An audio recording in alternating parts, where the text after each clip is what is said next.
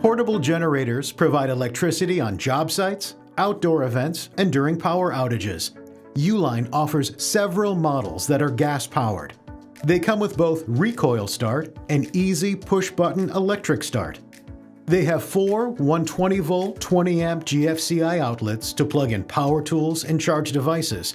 They also feature one 120 to 40-volt 30-amp outlet for heavy demand appliances, such as AC units and electric stoves. The 6500-watt model is perfect for keeping appliances running during power outages.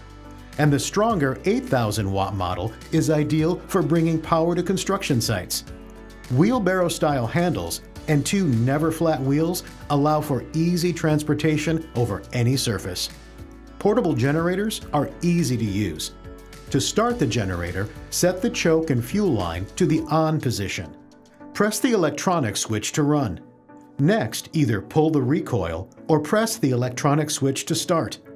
Once the engine starts and is running smoothly, gradually move the choke towards the off position.